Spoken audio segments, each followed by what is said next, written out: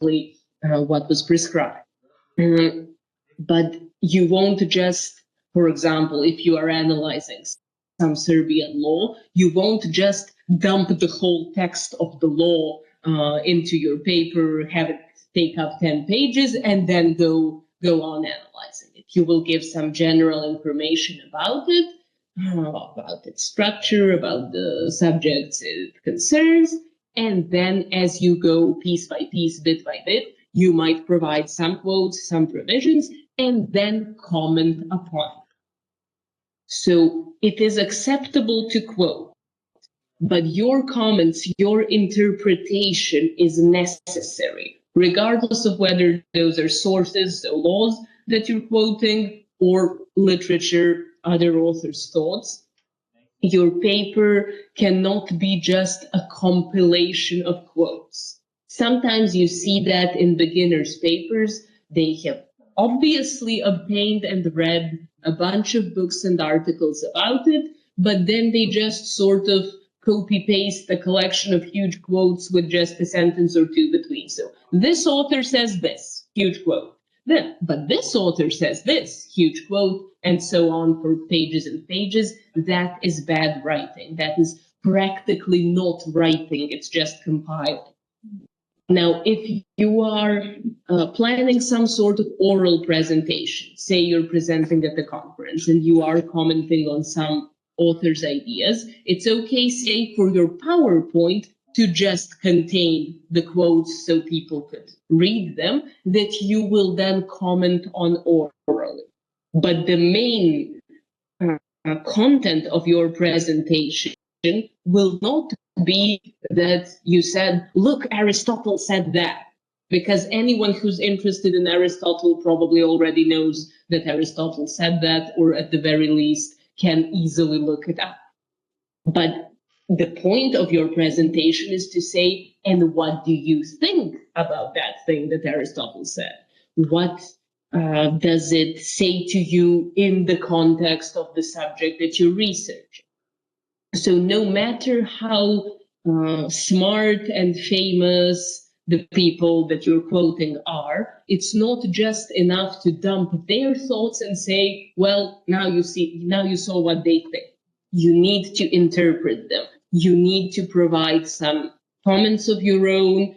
You need to maybe clarify some things that are very expert knowledge that won't be known to the average reader. And you need to give some comments, at least very basic ones, on the subject of, say, whether you think the author was right or not and why. Not just, oh, this is obviously very smart, we can all agree with it, but why do you think so? Same goes the other way around. Of course, you can't just say, well, this is obviously nonsense. How could he write this? You have to tell us why you think it's nonsense. Now, clearly, usually your opinions will be somewhere in between, but even what you think is really in the superlative, you think someone nailed it, as they say, you made such a genius conclusion that nothing else is needed, you still need to tell us why you think that. And even if you think someone is terribly wrong, we want to know why, because we're reading your paper. Otherwise, you could just write a book review on 2 pages and say, go read this book, it's great, or, oh, don't take this book, it's terrible.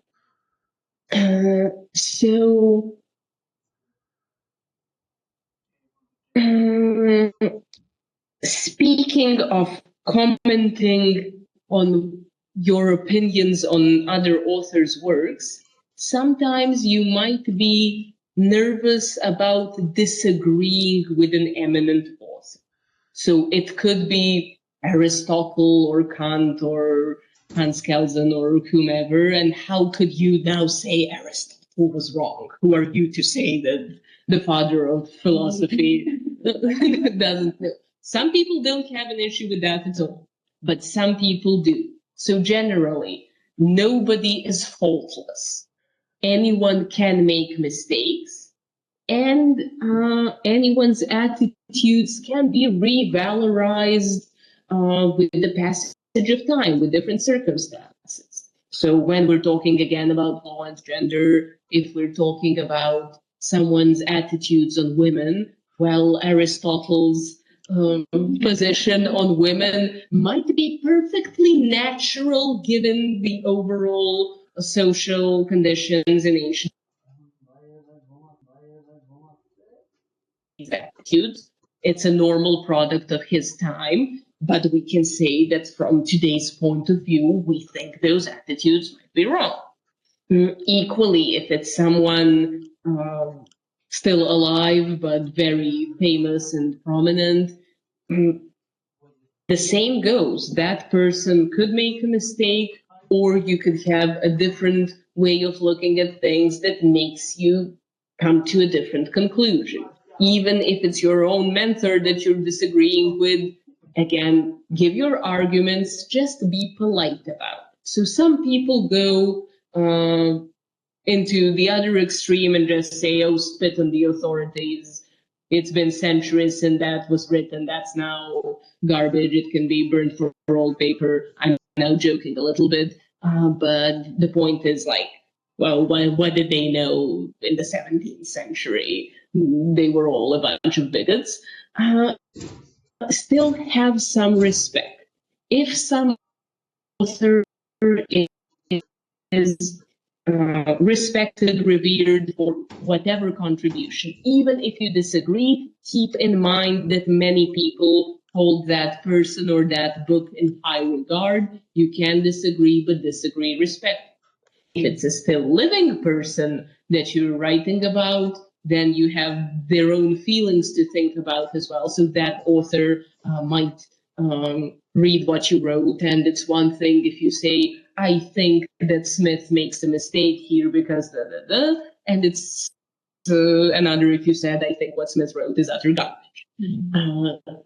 So generally, when you're writing an academic text, you should be moderate, you should be civilized, you can have strong feelings towards a subject, but put them in moderate tone of voice.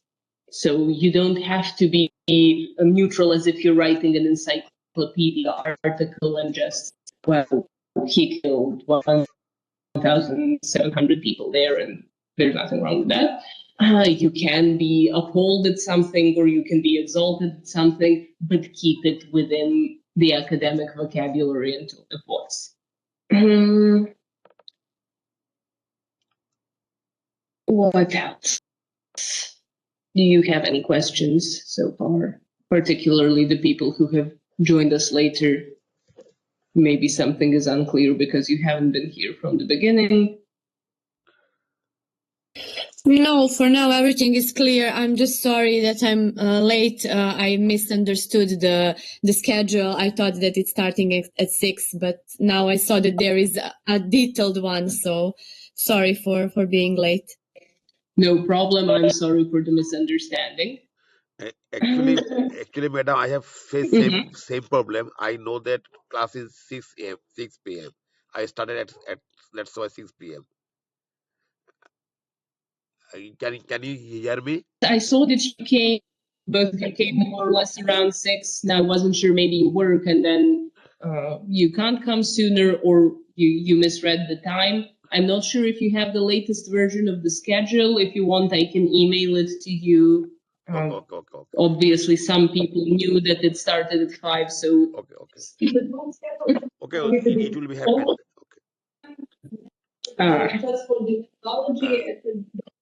Okay, so someone didn't edit the main big schedule. They only made changes in the courses. So once again, I'm sorry. So look at the individual schedules for each course that you're attending, because sometimes for individual lessons might be different from, say, what's the average. Okay. Thank you, madam, for your clarification. Okay. No problem. Thank you. So to trace back when we're talking about things you shouldn't do, a very modern temptation that of using AI to help you with your work. To a certain degree, you can. You can use it to help you search for sources. You must not use it to write instead of. Now, when using it to search, keep in mind that ChatGPT or whichever system you're using is not the same as Google search. So it's a language learning model designed to simulate conversation in a certain style. You may use it as an encyclopedic reference, and you may ask it to chat with you as a human would. Yes, Elena? Yeah, can we use it for like translation? You can try, but both for translation and for searches, keep in mind that it does make mistakes. Yeah, it's a good part. If we use it for translation, it's our words, and if I understand, but like it's going to be shown as a plagiarism in a way. Uh-huh. So you mean for final translation for something that you will use in the paper? Yeah, if we write like our thoughts and our words into a loop and just say, can you translate this in English without changing anything? It may change it because it's translation, but is it going to be when the it would be better if you're using that to indicate, to say that I use software such and such to help me translate this paper into English.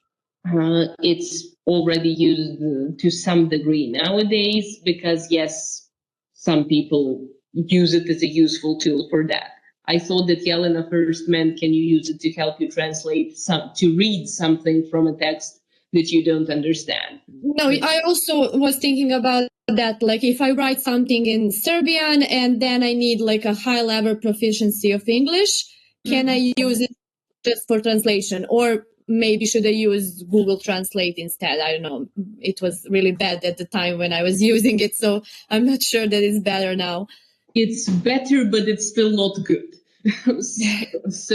But the AI also makes mistakes. So what I propose you do is try to write something in English the best you can, and then copy paste it into the software and ask for it to correct if there are any grammatical mistakes and so on. Yes, then it can just give you the same text, make some changes in it. It will bold the changes. Something you can like even ask Grammarly. it to explain why it's changed. not just Grammarly. Something like Grammarly. No, you can put it in ChatGPT. Just tell it, I have a text in English, I'm not sure about, or can you check? Not just I can make a comment because I usually do this in my work.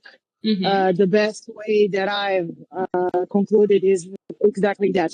You make your version in English the best you can, and then you ask ChatGPT if you have any recommendation how I can improve this text, and then he gives you his version, and then you compare it and you see maybe sometimes it's worse, sometimes it's better than yours. It gives you some good ideas, and then you can just pick some part text and implement it in your text. I think that's what works for me the best in my work.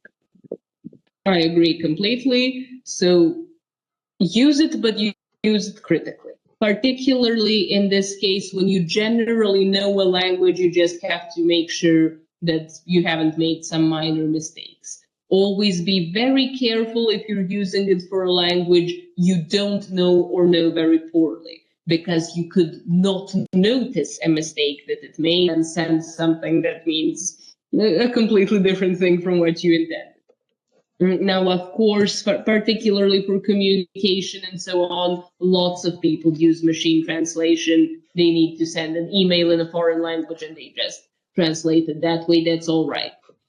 But if you're writing something that needs to be published in some way, still make sure that you have a way to check.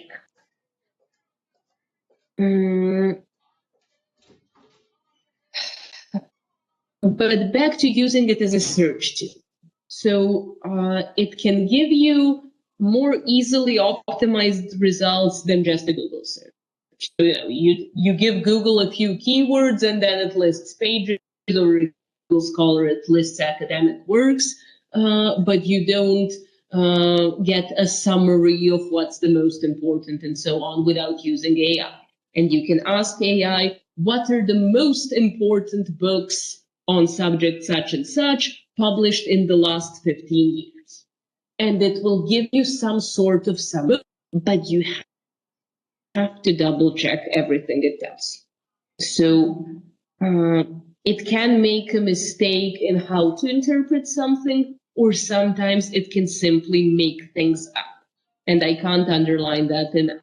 It's colloquially called hallucinations, and it sometimes simply makes up a title, an author, an opinion, anything, because it's just a conglomerate of how language works. It's a language learning model. It's trying to simulate what a text on subject this or that would be. So you ask it for good books on a certain subject, and it will give you, say, 3 books that really exist, and 2 more books that if you Google them, you won't find them anywhere because it made them up. They sound as if they are real books on that subject. The authors may really exist, or the authors may not. They may be sometimes a conglomeration of one actual author's first name and another's last name, and so on and so on. So you can try to use it to help you, but always double check what it says. So never ever just put something into your paper bibliography or anything because ChatGPT told you to. Always double check whether that exists and whether it is really what it claims it to be. And just as you can't copy a living person's text or hire someone to write a paper for you, you can't ask ChatGPT to write the whole thing for you. And please don't, first because it's wrong and it's lying and it's against sections of your studies, and secondly, because it will do a very poor job. So even if it manages not to invent anything major, it will still write a really, really average paper at best. It will give you some sort of mashup from different sources that it has available online with a very bland, generic, and boring introduction and conclusion. I read that and what students try to say. And sometimes it will make up information, it will make up literature, and you will end up submitting something that is very, very obviously false. My favorite funny example of what a student submitted to me once, it was a first-year student. I wasn't too harsh on him, but still. Our Serbian students will understand, and I'll explain for you. The first 2 constitutions of Serbia from the 19th century. One is called the Sretenje Constitution, Candlemas Constitution, based on the Christian holiday that was on the day that it was passed. And the second one is colloquially called the Turkish Constitution, because Serbia was then still formally a vassal state to Ottoman Turkey, and it was the Turkish Sultan who passed that constitution for Serbia. And they are only 3 years apart, and they are very similar in many but not all provisions, and they are a decent subject for comparison. And the student had the task to write an essay comparing those 2 constitutions.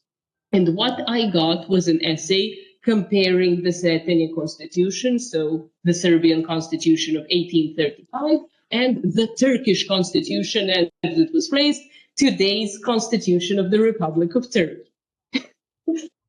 Oops. Now, the poor software tried to compare those 2 very, very different things.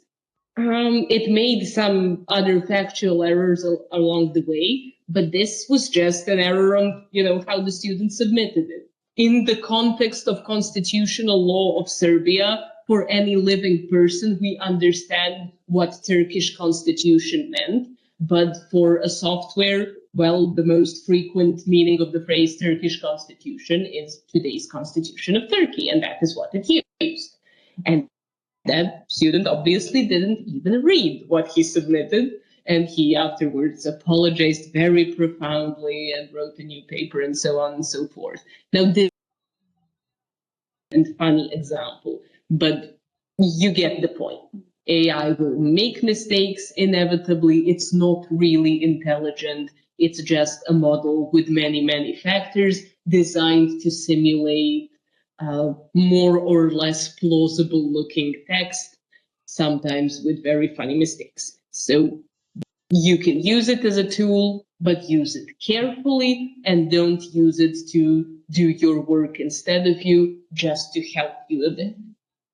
You can use it to help with some statistical calculations if you needed to make a table, to make some percentages, calculate and so on. So you feed it raw data and it to make a table according to some rules. But then again, if you take the time to spend a few hours to get to know how Microsoft Excel works, you can probably do the same job yourself without being afraid that maybe it's just made up a few of the numbers. Okay, so much for AI. One more thing to consider briefly, since we're almost at the end, but some people joined us later, so I hope you're not in a rush. We can maybe extend it just a little bit. Overall, the communication with your mentor when you're writing your thesis. Now, this will probably be mentioned again by Milena when you have the thesis class, but since you might start thinking about your thesis already and contacting your mentor in the meantime, try to keep your mentor up to date with every important phase of your work. So it's not good to just have a short oral okay on a general subject and then don't show up at all until you have a finished thesis to submit. But it's also not good to like send them, oh, look, I wrote one more page every day.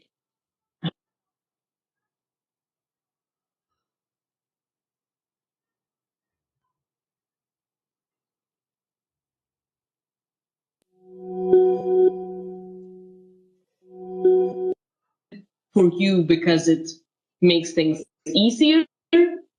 After you've done your initial research, or at least Google Scholar searches and so on, make a provisional bibliography of what works you're going to use and make that provisional table of contents what you intend your thesis to look like, and send both to your mentor and say, what do you think about this? I'm thinking about starting roughly like that.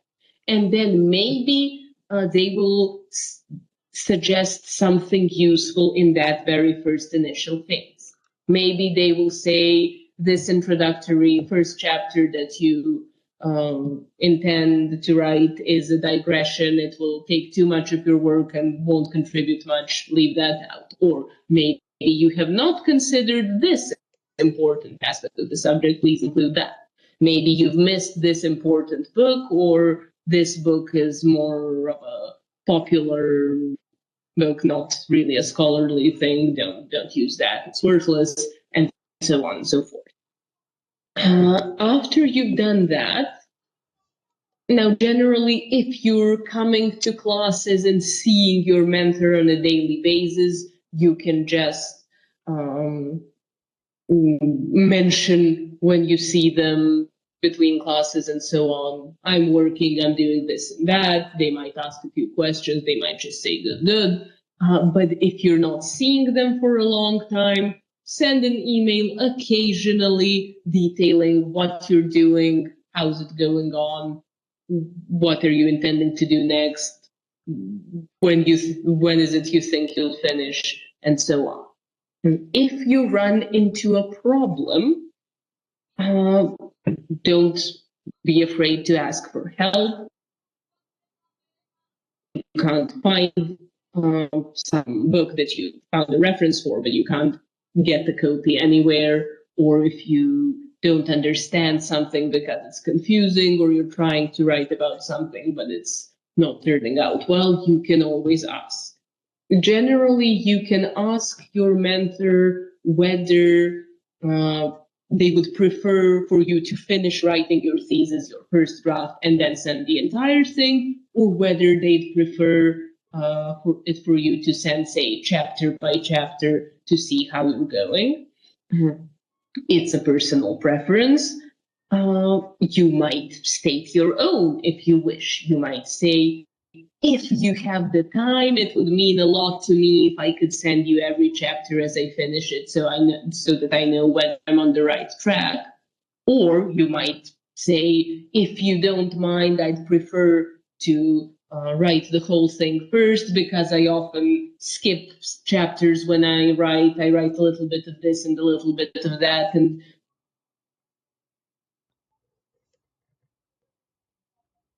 and most people will take your style into account and will be okay with that. But at least if they're not, it's good to know in advance. If you have that haphazard style of writing and your mentor expects at least one chapter every, it's good to know that in advance, and so on. Do you have any classes right after this? Am I cutting into someone else's time? No. Okay. Just a few more minutes then, and I'll let you go. Generally, of course, always be polite when communicating with professors and so on, but also keep in mind that many professors tend to be very busy, to have a lot of their own work, teaching, writing, other students' works, and so on. And sometimes they may not answer for a long time, or they might miss your email completely, and so on. So be prepared to remind them if they reply in a while, and be nice about it. So, for example, you send a draft of something you're writing, or a question about a problem you're getting, and you don't get anything back for a week. That's enough time. Don't expect someone to answer on the very same day. But if a week has passed, that's enough time for you to start feeling concerned whether they've gotten your email at all. It might happen that something goes into someone's spam folder, they don't even check it, and it's gone for good. So just write a short follow-up. So, Professor, I wrote this a week ago. I haven't received any reply. I'm not sure whether you've seen it. Can you just, no problem. If you're busy, I just want to know that you've received the email, and so on. And then people will probably reply and just say, oh, yes, I see it. I was just very busy. I'll read it and let you know, or something like that.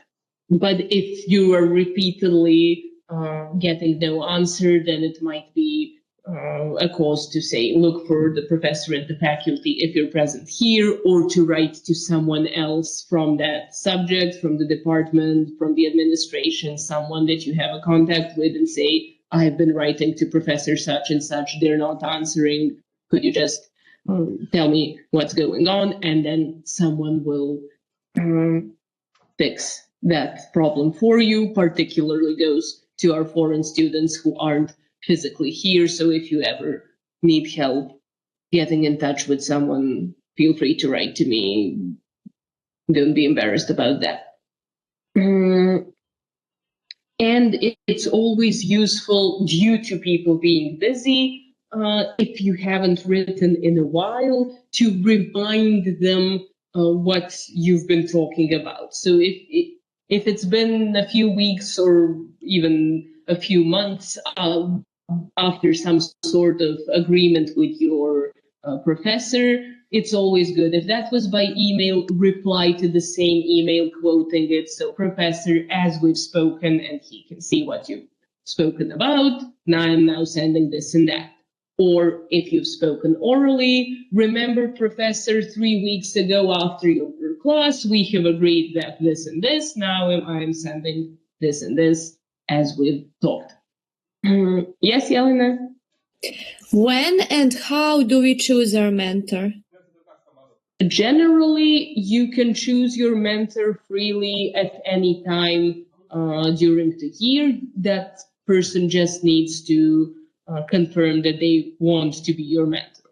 So if you already have an idea of what you'd like to write about, you can start researching which of the people who are teaching that subject would be a good mentor for you, who has written about that, whom you have the best contact with. Sometimes maybe someone is an expert, but they are terribly busy because it's the dean of the faculty or someone active in some international organization or something like that. And they are the perfect person for that subject, but they definitely won't be able to read your thesis in the next 6 months. And that might not be what you want. So take all those factors into account.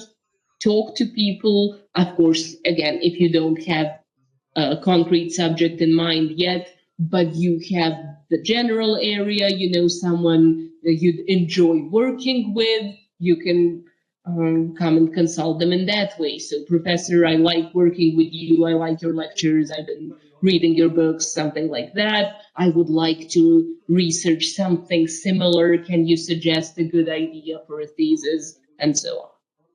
Does it have to be the professor from the course, the lecturer from our courses, or just in general from the faculty? It has to be someone who is part of the LawGem master program, I think. So I think you can't choose people who are outside the program.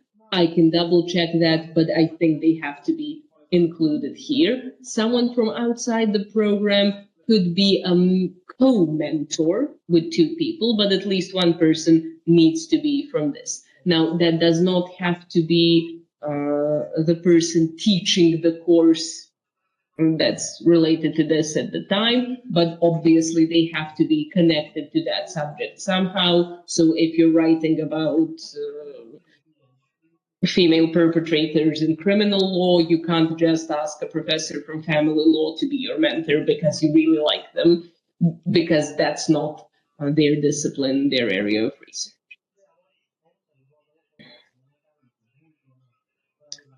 Okay, any more questions from your side? Okay, thank you all for your attention. Again, sorry for the mix-up with the schedule. Please check the individual course schedules because they have the most up-to-date information. I think next time you're seeing Professor Miodrag Jovanovic with the more methodological questions. And I'll see you again along with Professor Dragica when we're doing the glossary. So have a good evening, enjoy your studies, and see you next time. Goodbye. Thank you so much. Bye. Thank you, madam. Lako noch. Lako noch.